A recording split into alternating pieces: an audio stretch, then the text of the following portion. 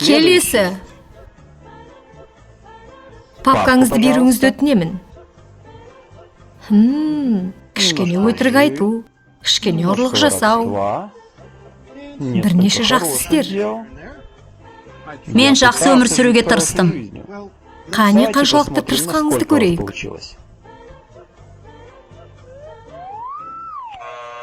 Жеткілікті жақсы емес.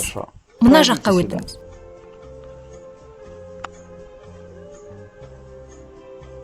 Келесі. Сіздің папаңызды өтінемін. Әрине, мен көп жаман істер жасадым.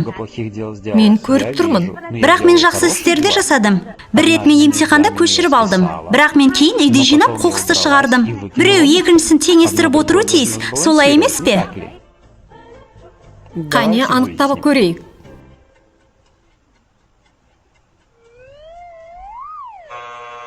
Мына жаққа өтуіңізді сұраймын.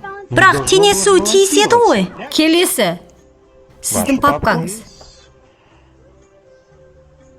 Әсер етерлік. Мен бүкіл өмірімді осы әлемді ең жақсы орынға айналдыруға арнадым. Африкада құдықтарды қаздым. Ай сайын қан тапсырып тұрдым. Мен өз өмірімде бұдан да көп әрекет жасағым келген. Ал мұнда сіз жайлы жазылған ба? Мен бұл журналда тек мақалаларды ғана оқығанмын. Бірақ мен тек мақалаларды ғана оқығанмын. Тек мақалаларды. Келесі. Менің анам қауымға барады. Мені сәби кезімде шомылдыру рәсіміне өткізген. Кредитті картаны қабылдайсыздар ма? Келесі. Сіздің папкаңызды өтінемін. Вау!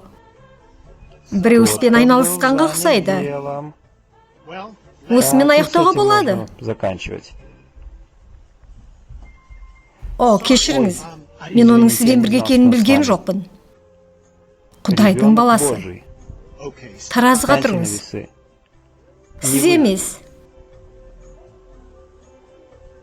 Ол. Майкадағы жазу Иса. Жеткілікті жақсы. Тоқтай тұрыңыз. Бұл мүлде әділетсіз. Міне сондықтан бұл рахымдылық деп аталады. Келесі.